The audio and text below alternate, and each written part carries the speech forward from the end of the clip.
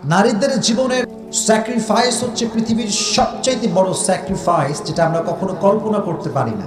দেখেন, বাসার ভিতরে যখন আপনার সদস্য মোট 4 জন, ফর এক্সাম্পল আপনি, আপনার ছোট বোন, আপনার মা এবং আপনার বাবা। একদিন দুপুরবেলা মনে করেন ইলিশ মাছ রান্না করা হয়েছে মোট 4 পিস। জোরে বলেন কয় পিস? হঠাৎ করে বাসাতে একজন মেহমান এসেছে বাড়তি, যার আসার কথা ছিল না। দেখবেন বাসার একজন সদস্য বলে উঠবে যে আমার পেটটা ভরা, তোমরাই খেয়ে নাও। সে কে? এর কারণ কি জানেন? আল্লাহ তাআলা নারীর হৃদয়টাকে মায়া দ্বারা ভরপুর করে দিয়েছে। সুবহানাল্লাহ।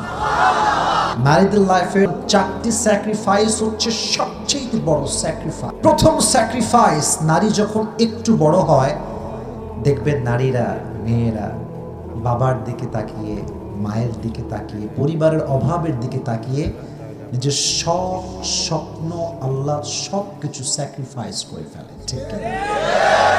অনেক মেয়ে দেখবেন জীবনে অনেক বড় হতে চায়, ডাক্তার হতে চায়, আরো ভালো ভালো কাজ করতে চায়, কিন্তু হঠাৎ করে তাকায় দেখে আমার আব্বা সামান্য দিন মজুর, মাত্র 20,000 টাকা বেতনের চাকরি করে, আমাকে আমার আব্বা সামলাইতে পারবে না। আব্বার দিকে তাকিয়ে পুরুষ যেই পরিমাণ স্যাক্রিফাইস করতে পারে, তার চাইতে 1000 গুণ নারীরা বেশি স্যাক্রিফাইস করতে পারে। তবে একটি বিষয় আমি আপনাদের সবাইকে ইনশিওর করতে চাই, ইসলাম কিন্তু নারী শিক্ষার বিরুদ্ধে নয়। নারীর শিক্ষিত হওয়া জরুরি, তবে নারী শিক্ষিত এই জন্য হবে না যে সে তার ফ্যামিলিকে 2 চোখের বিষ মনে করবে। নারী শিক্ষিত এই জন্য হবে না যে সে তার স্বামীকে টেক কেয়ার করবে না। নারী তার জীবনে এস্টাবলিশ এই জন্য হবে না যে সে তার সন্তানদের টেক কেয়ার করবে না। স্বামী এবং নারী অথবা স্ত্রী উভয়ের সহযোগী হবে, এবং স্ত্রী এবং মেয়ে এই জন্য শিক্ষিত হবে যেন তথাকথিত সমাজ তাকে পচা আলুর মতো ছুঁড়ে ফেলতে না পারে। কথা ঠিক আছে না প্রিয় ভাইয়েরা?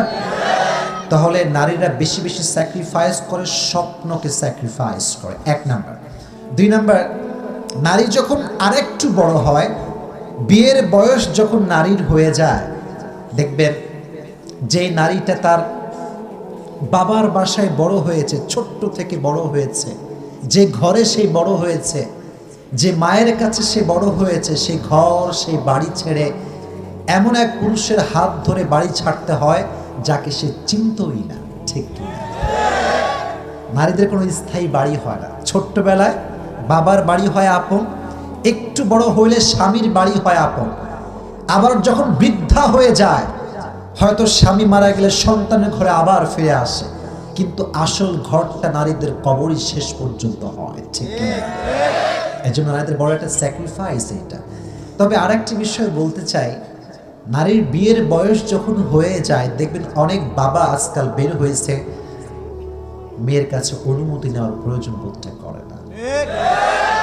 আপনারা তো আসতে ঠিক বললেন, এরকম বাবা আছে না? নাই? খালি টাকা খোঁজে, চরিত্রবান যুবককে দাম দিতে চায় না। যুবক বলে যে আব্বাজান আমি 5 ওয়াক্ত নামাজি, আমি আল্লাহকে ভয় করি, নবীর সুন্নাহের দাড়ি রেখেছি। আব্বা বলে তোমারে পাস पैसा नहीं है मतलब तुम्हारा लड़की भी नहीं होगा। এটা করবেন না প্লিজ, শুনে রাখেন। আমি বলি, যেই যুবকের মাঝে আল্লাহর ভয় নাই, তার কাছে কোনো মেয়ে স্ত্রী হিসেবে কখনো সুখী হতে পারবে না।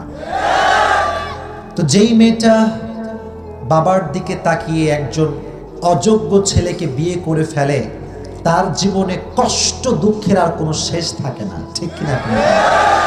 তো যেই মেয়েটা বিয়ের আগে বাসায় বসে আরামে আরামে খেত, ঘুম থেকে উঠতো 9টার সময়, উঠে দেখতো আয় হায় টেবিলে রুটি রাখা আছে, গোস্ত রাখা আছে, পাউরুটি রাখা আছে, সেই মেয়েটা বিয়ের পরে সবার ঘুম থেকে ওঠার আগে নিজেই ঘুম থেকে উঠে পুরো পরিবারের রান্না সে একাই করে ফেলে। ঠিক কিনা? যেই মেয়েটা বিয়ের আগে কারো ধমক সহ্য করতে পারতো না, বাবা একটা ঝাড়ি মারলে সারাদিন চোখের পানি ছেড়ে কান্না করত, সেই মেয়েটা বিয়ের পরে শাশুড়ির খোঁটা খায়, শ্বশুরের খোটা খায়, স্বামীর খোটা খায়, ননদের খোটা খায়, তবুও মেয়েটা আল্লাহর দিকে তাকিয়ে সহ্য করে না। নারীদের স্যাক্রিফাইস আছে না নাই? যে মেয়েটা নিজের কাপড় চোপড় কখনো ধুতো না, মা ধুয়ে দিত, সেই মেয়েটা বিয়ের পরে এতটা জুলুমের শিকার হয়, স্বামীর কাপড় খাসতে হয়, শাশুড়ির কাপড় খাসতে হয়, শ্বশুরের কাপড় খাসতে হয়। মাঝে মাঝে এমন কিছু নিকৃষ্ট ফ্যামিলি আছে নিজের ঘরের বউকে দিয়ে দেবরের কাপড়টাও ধুয়ে না। আল্লাহ এদেরকে সঠিক বুঝ দান করুক, পড়া আমি। এজন্য বলেন তো, পুরুষের স্যাক্রিফাইস বেশি না নারীদের স্যাক্রিফাইস বেশি? নাম্বার 3, নারীদের লাইফের সবচাইতে বড় স্যাক্রিফাইসটা হচ্ছে মা হওয়া। সুবহানাল্লাহ। একজন নারী যখন মা হয়, তার পেটে যেই ব্যথা যন্ত্রণা হয়, এটা শুধুমাত্র সে ফিল করতে পারে, কোনো বাবা সেই যন্ত্রণা কখনো ফিল করতে পারে না। হাদিস শোনেন, একবার একজন সাহাবী এসে বললেন, ইয়া রাসূলুল্লাহ, বাবা বেশি ভালোবাসা পাওয়ার যোগ্যতা রাখে না মা বেশি ভালোবাসা পাওয়ার যোগ্যতা রাখে? রাসূল প্রথমেই বললেন, মা বেশি ভালোবাসা পাওয়ার যোগ্যতা রাখে। সুবহানাল্লাহ। সাহাবীটি বলল, ইয়া রাসূলুল্লাহ, তারপরে কাকে ভালোবাসবো? রাসূল আবারও বললেন, মাকে ভালোবাসো। ইয়া রাসূলুল্লাহ, তারপরে কাকে? রাসূল 3 নম্বরে বললেন, মাকে তুমি বেশি ভালোবাসো। সুবহানাল্লাহ পড়ে। 4 নম্বর যখন বলল, তখন বলল যে ঠিক আছে, তুমি আব্বাকে ভালোবাসবা। এর মানে প্রথম পুরস্কারও মা, দ্বিতীয় পুরস্কারও মা, তৃতীয় পুরস্কারও মা, আর সান্ত্বনা পুরস্কার পাইছে বাবা। ঠিক কিনা?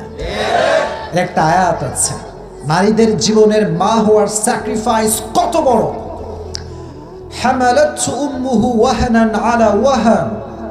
কারণ একজন নারী তার সন্তানকে 10 মাস 10 দিন গর্ভে ধারণ করেছে, এটা পুরুষ ধারণ করে নাই। ওয়া ফিসালুহু ফি আমাইন। 2 বছর মা তার সন্তানকে গর্ভের দুধ পান করিয়েছে, পুরুষ কিন্তু পান করায় নাই। ঠিক কিনা? এজন্য নারীর সম্মানকে আকাশচুম্বী করে দিয়েছে একজন, তিনি কে? আল্লাহ। Number 4, and that is the last point that I would like to share with you. সেটা কি জানেন? মারাত্মক বড় পয়েন্ট। আজকালকার বাবারা সম্পত্তি যাদের আছে, 10 বিঘা 5 বিঘা 6 বিঘা হোয়াটএভার, দেখবেন কিছু কিছু বাপ আছে ছেলের নামে সব লিখে দেয়, মেয়েকে দিতে চায় না। চায় না। আবার কে সেই বাপটা? হাজী সাহেব, অনেক বড় হাজী সাহেব। ওই হাজী সাহেব, এটা আপনি কি করলেন? মেয়েকে কম দিলেন কেন? বলে, বাবা মেয়েকে আমি ঠকাইনি বাবা, আমি অনেক ভালো মানুষ। আউট অফ লেভেল বাটপানি। ঠিক না? আপনি হাজী সাহেব হতে পারেন, কিন্তু আপনি যদি মেয়ের হক নষ্ট করেন হাজী সাহেব, আল্লাহর জান্নাত আপনার জন্য হারাম হয়ে যাবে। আল্লাহ হাজী সাহেবদেরকে বোঝার তৌফিক দান করুন, পড়া আমিন। লিযাকারি মিসলু হাযিল উনসাইন। কোরআনে যে ভাগটা আল্লাহ তাআলা নারীদের জন্য দিয়েছে, সেই ভাগটা নারীদেরকে দেওয়ার দরকারটা আছে না নাই? আছে। এজন্য এই মা বোনদের জন্য দোয়া করি, আল্লাহ তাআলা মা বোনদের সবাইকে নেক হায়াত দান করুক। সকলেই পড়া আমিন। নারীদের স্যাক্রিফাইসের জন্য আল্লাহ তাআলা ওনাদের সম্মানকে আরো আকাশচুম্বী করে দিক। সকলেই পড়া আমিন।